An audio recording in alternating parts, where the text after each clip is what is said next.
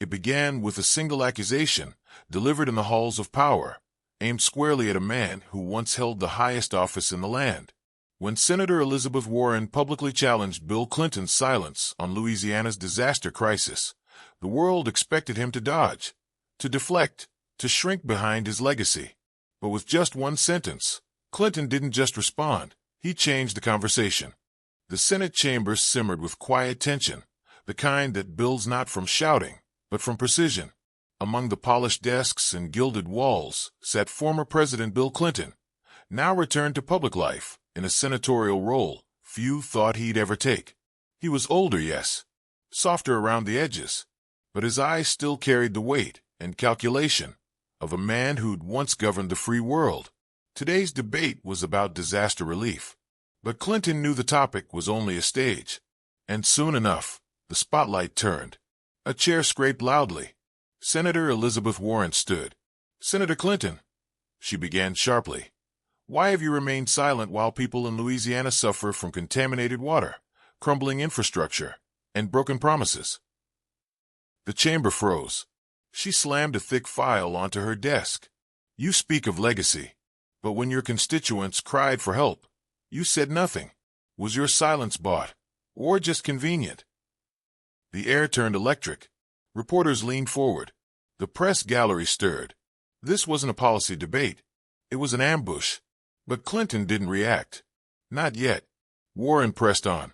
"While children in your state drank poisoned water, you attended high-profile fundraisers. You wrote op-eds about unity, but you ignored their pain. So I ask again, why were you silent?" She expected deflection, a clever dodge, maybe even a joke. But Clinton slowly stood. He adjusted his tie, then looked her straight in the eye. "Senator Warren, where were you when the floodwaters rose in the Ninth Ward? I didn't see you, but I remember you tweeting about your new memoir from Martha's Vineyard." The room went still. A gasp, a dropped pen, silence so loud it rang. Warren's lips parted, but no words came. Clinton sat down, calm and steady. No smirk, no gloat, because this wasn't theater for him. This was about families still boiling water in East Baton Rouge. This was about a woman named Leona who lost her only son while FEMA funds went missing. And now, thanks to 12 words, his words, the silence was broken. 12 words. That's all it took. "Where were you when the floodwaters rose in the Ninth Ward?" The moment Bill Clinton delivered that sentence, the Senate chamber went silent. But beyond those marble walls, the noise began, and it would not stop. The clip spread like wildfire.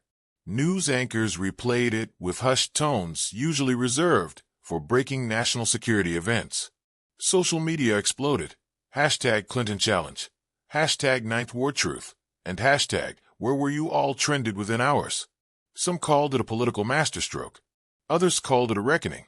But in a quiet office in the Capitol, Bill Clinton wasn't watching the headlines. He was rereading a letter from a woman named Leona, who had lost her son during the floods. Her words were short, handwritten, and filled with a pain no statistic could capture. "We waited for help that never came." He folded it carefully and placed it beside a small black and white photo of his own childhood home in Hope, Arkansas, half submerged in water after the 1968 storm. In Louisiana, the reaction was visceral. Local radio stations played the clip. Pastors quoted it from the pulpit. In church basements and school auditoriums, families huddled around their TVs, not to watch a scandal, but to witness someone say what they had been screaming into silence. At a community hall in Shreveport, an elderly woman in a floral dress stood up during a town meeting and said, through tears, "He didn't forget us." In Washington, Clinton's staff urged him to capitalize, book interviews, schedule press conferences, lean into the moment. But he shook his head. "This wasn't a show," he said. "It was overdue." Meanwhile, Elizabeth Warren's team scrambled. Her press secretary released a 2-sentence statement. Senator Warren stands by her commitment to accountability.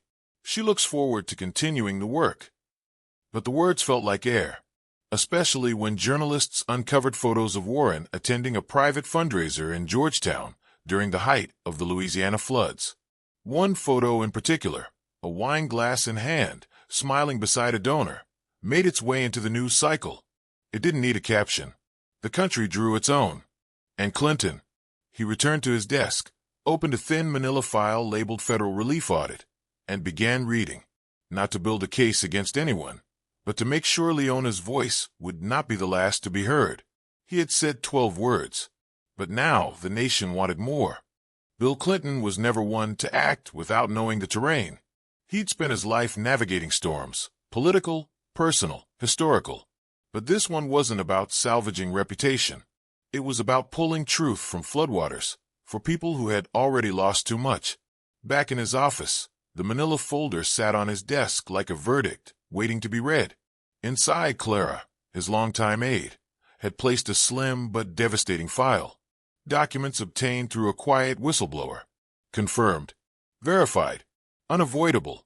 $1.8 million, sir, Clara said. Relief funds. Meant for Louisiana. Rerouted to a cultural nonprofit in Boston. Clinton didn't speak. He just turned the pages. Grant applications, emails, donor lists. A familiar name appeared 3 times. A senior advisor in Senator Warren's office. The nonprofit's board, chaired by a longtime donor from her Georgetown circle. And the project itself? Abstract sculptures in a gallery funded during the exact same week Leona's son drowned in floodwater. He closed the file. You don't have to go public yet, Clara offered, her voice cautious. You've made your point. This could get ugly. Clinton leaned back in his chair. He looked at the photo of his flooded childhood home again. It already is. The next morning, during what was supposed to be a mundane Senate budget session, Clinton requested the floor. Cameras clicked. The press perked up. Warren sat across the aisle, stone-faced. Clinton rose slowly, calmly, the folder in hand. I come not to assign guilt, but to ask questions that deserve answers. He held up the first document, a FEMA routing slip with Warren's office as the approving signature. Then a second, a donor list.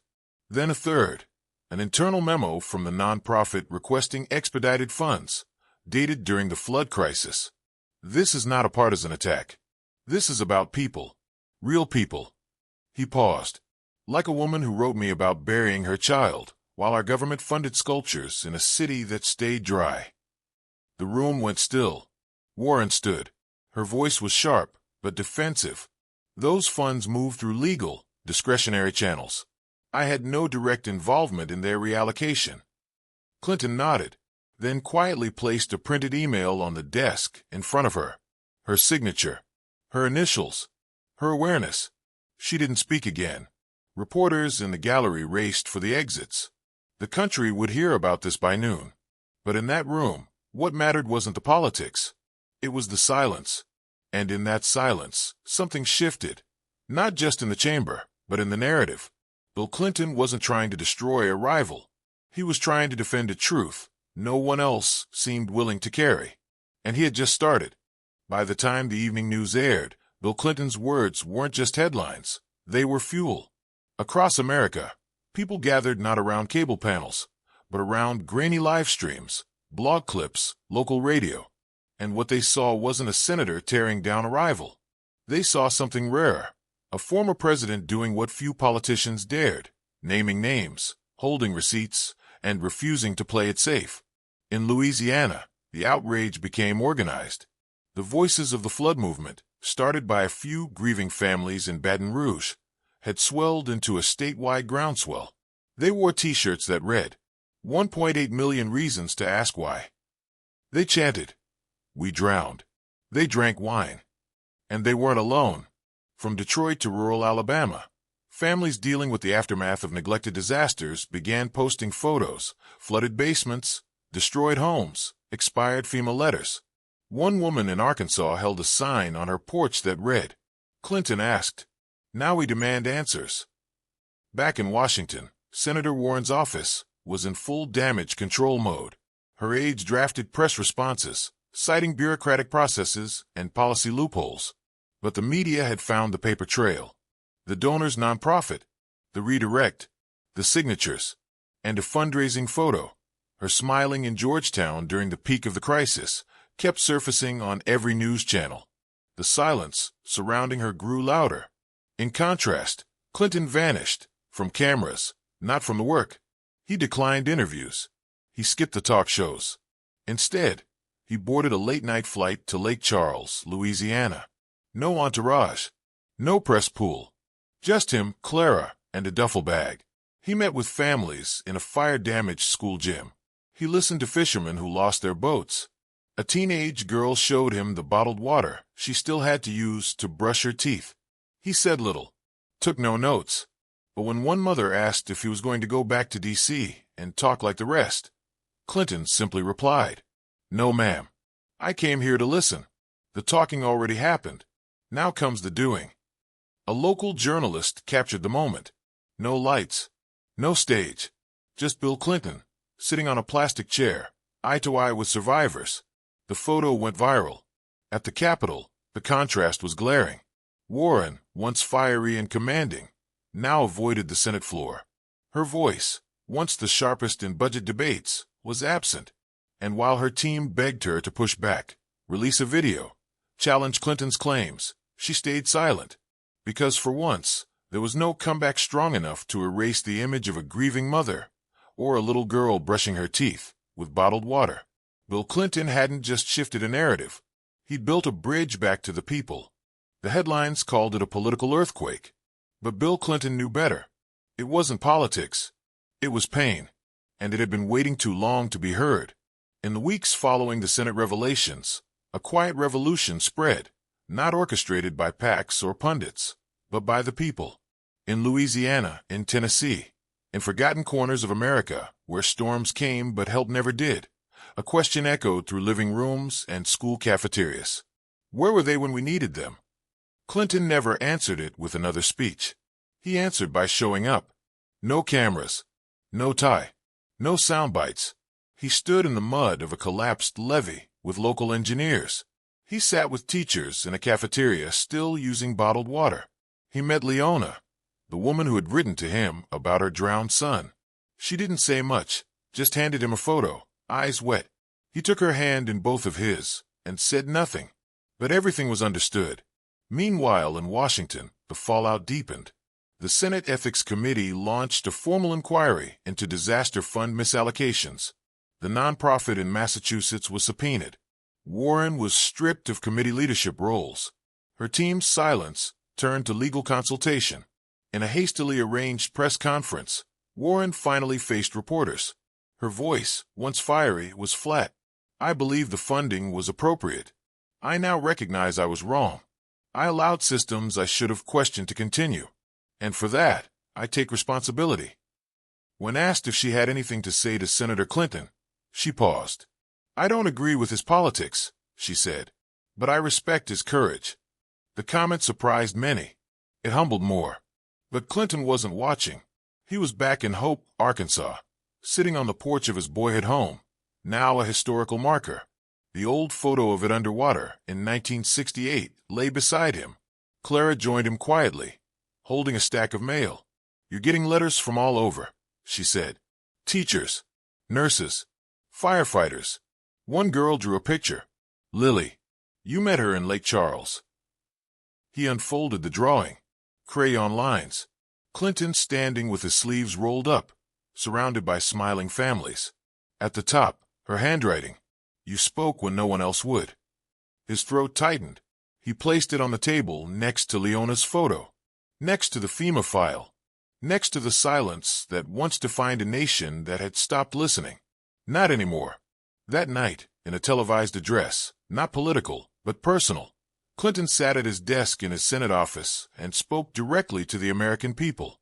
"This isn't about me. It's not about one senator. It's about the distance between Washington and the people it's supposed to serve. We close that distance not with slogans, but with truth." He paused.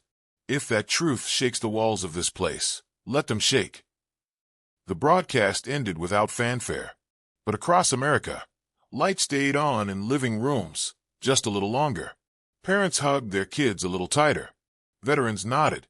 Single mothers wept. Working men and women, often invisible to policy and power, felt something stir. Not hope. Not yet. But recognition. They'd been heard. And the man who once lived in the White House was now in the trenches, one hand on their pain, the other on the truth. Not for a vote, but for justice. If you like the video, don't forget to subscribe and press the like button.